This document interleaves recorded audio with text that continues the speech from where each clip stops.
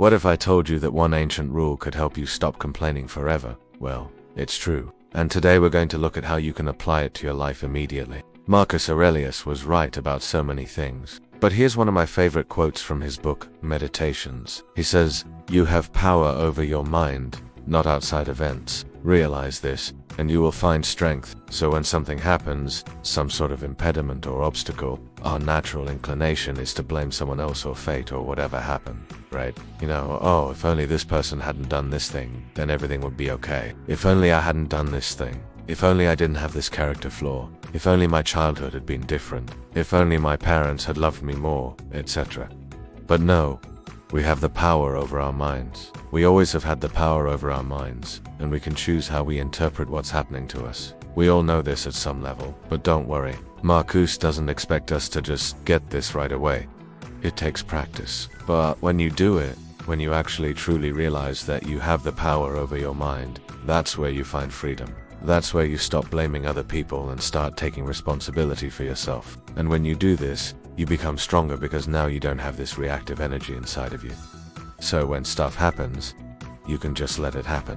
This doesn't mean that you're stoic and you're just going to sit back and take whatever nonsense people throw at you. No, it means that you're in charge of your emotional life. You're in charge of your psychology. So, yeah, we all know this, but how do we do it? How do we put it into practice? How do we make this a part of our daily lives? Well, there are two parts to this, right? So first, you need to recognize that you're doing it, that you're complaining. And second, you have to do something else instead. So that's why he says, realize this and you will find strength. So what does that mean? It means when you catch yourself complaining, stop and think, wait a minute, I have a choice here. Do I want to suffer or do I want to be free? Because here's the thing, complaining, whining, self-pitying, these things weaken us. They take our power and they give it to circumstances, to things outside of our control. And by doing that, we feel victimized and life becomes harder. On the other hand, when we choose to rise above those things, when we choose to take responsibility for our lives, even in the midst of really difficult situations,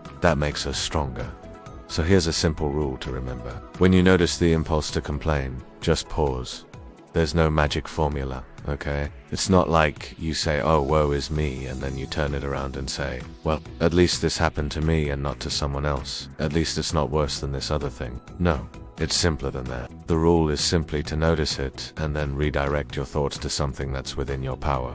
Okay, so what does that look like in practice? Well, let's say something happens. Right? Maybe your boss yells at you, or maybe someone cuts you off in traffic, or maybe you spill coffee on your laptop, or maybe someone you love hurts you or betrays you in some way. Whatever happens, you have a choice in how you respond, and that's what you should focus on.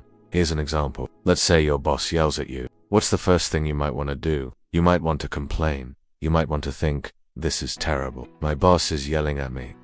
Why is he yelling at me? He has no right to talk to me like that. Why does he do this? Now, is it helpful to ask yourself these questions? No. All that's happening is that you're giving power to your boss. You're giving power to the situation. You're making it bigger than it needs to be. And the only thing you're accomplishing is making yourself feel worse. So instead, what you want to do is this. First, notice the impulse to complain.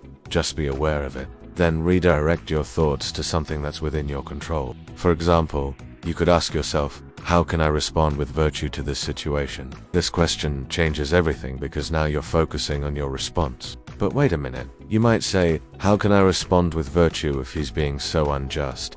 If he's being so terrible? How am I supposed to respond virtuously? Well, this is where it gets interesting because Marcus believed that the key to happiness and inner peace was living a virtuous life according to nature.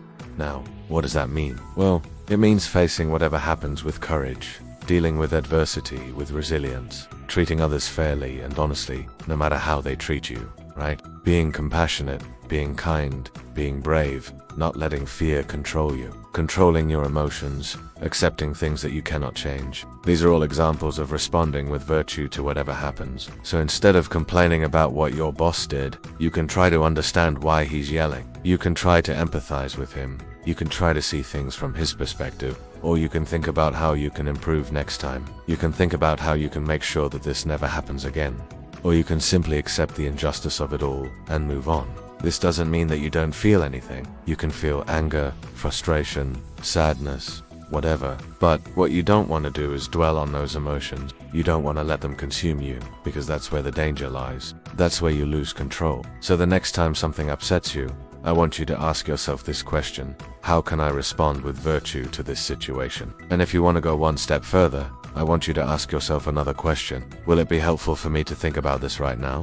Will it be helpful for me to think about this right now? You see, sometimes it's helpful to reflect on what happened. Sometimes it's helpful to learn from our mistakes. But sometimes it's better to just let it go. It's better to focus on the present moment and not bring the past into the present. This doesn't mean that you forget about the past. It just means that you don't hold on to it. You don't let it drag you down. I hope this helps. By the way, today I want you to practice this, and I want you to count how many times you almost complain. You almost complain during the day, right? You almost complain to yourself. You almost say something negative. You almost think something negative, and then you catch yourself and you stop yourself. Count how many times you do this today and share your experience below, because it's going to be quite eye-opening. It's going to be quite humbling, but that's the point. It's all part of the journey. It's all part of becoming a better, stronger person. If you enjoyed this video, check out this other video on 6 lessons from Marcus Aurelius that'll change your life. Also, if you want to read the full text of Meditations by Marcus Aurelius, check out the link in the description. Don't forget to subscribe for new videos every week. Thanks for watching, and see you next time.